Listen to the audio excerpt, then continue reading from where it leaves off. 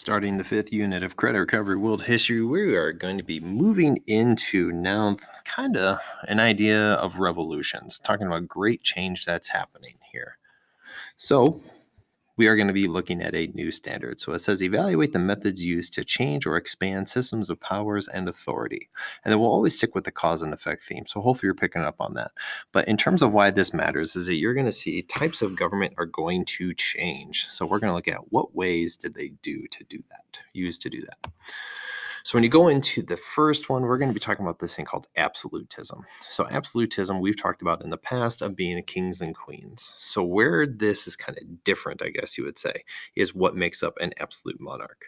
So what you go into is that people think that they are the king, they get their power directly from God. So the first one is divine right to rule. You're also going to notice that the political sovereignty in the hands of the monarchs. You're going to notice that they don't have any sort of advice coming to them. And then lastly, you're going to notice that there's no checks and balances. So here in the United States, if one branch of the government doesn't agree with another branch of the government, that's to make sure that one branch doesn't get more powerful than the next. So these three things are going to be an ongoing theme of what we're going to look at today. So at the end of at the stopping point or the questions that I built into these things, I'm going to have these three things there. So as long as you understand them, we're going to be good. So going into why this matters is that in this time period, these countries, France, England, and Russia, they are going to have absolute monarchs. I'm going to talk about the Russian Revolution in more of Unit 6, but England, France are going to be at the topic here. Okay, and you're going to notice that there's going to be different social reasons, political reasons, and economic reasons on why change was made to absolutism. So why this all matters is that all these revolutions are going to be the summative. First ones are going to be the political revolutions. But you need to understand how absolutism was and how bad it sucked for people to say, we don't want any part of this. So here is again me defining what absolutism basically means. So we talked about Henry VIII before. So remember the dude that needed a son? He could do whatever he wanted because he was the king of England.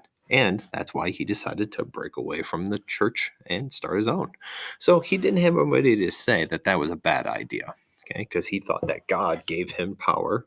He needed to pass that power on to his son, and he needed a divorce to be able to get a wife that could produce one. So why does this matter again? Nobody talked him out of it. So he did what he wanted. So what we're going to now do is we're going to look at 3 or 4 different examples of people that were in charge during the time.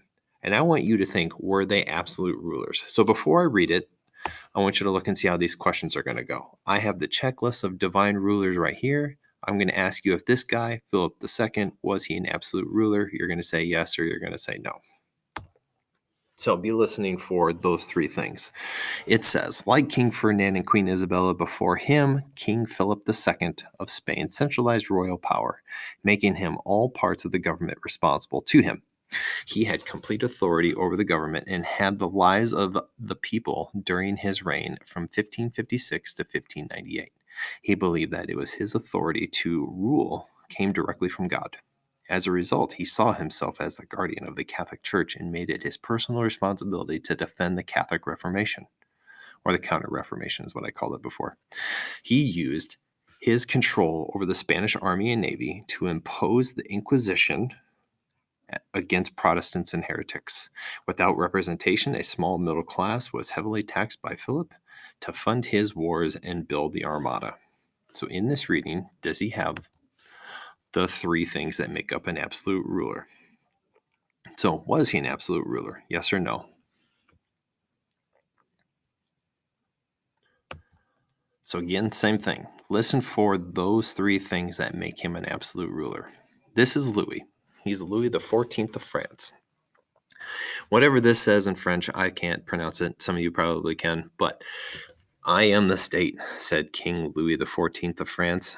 Louis believed that he was the only one responsible for governing France when he ruled from 1643 to 1715. A tutor to his son once said, as God's representative on earth, the king was entitled to unquestioned obedience. Louis reigned from the most magnificent building in Europe, the Palace of Versailles, full of the finest paintings and statues and chandeliers and mirrors, and surrounded by millions of flowers and plants. Versailles was the perfect symbol of Louis's wealth and power. During his 72-year reign, the Estates General, the legislative body of France, met only once. So the Estates General is kind of like our Senate, I guess you would say, where it's kind of a social class thing. We're going to talk about it more later. But without opposition, he revoked the Edict of Nantes, and taxed his people in order to wage costly wars against the Dutch and the English. So again, did he meet divine rule? Did he have the complete control? And did anybody talk him out of it? So was Louis XIV an absolute ruler? Yes or no? That should say wasn't. Sorry.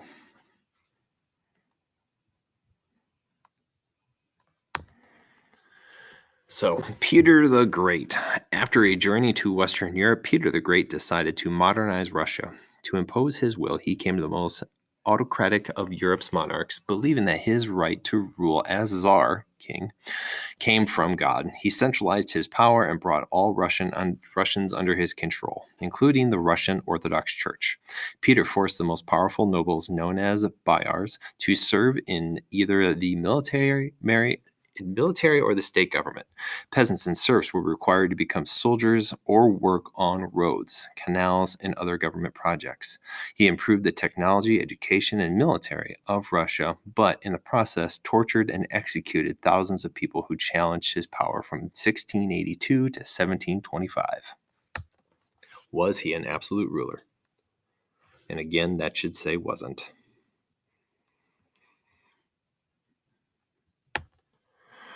Then, looking at Frederick III, according to the 1665, whatever that thing is, the monarch of Norway shall from this day forward be revered as considered the most perfect and supreme person on the earth by all his subjects, standing above all human laws and having no judge above his person, neither in spiritual nor temporal matters except God alone.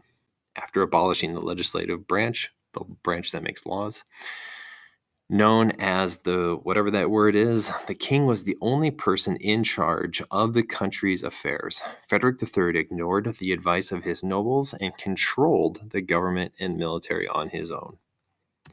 So was Frederick III an absolute ruler? Again, that should say wasn't.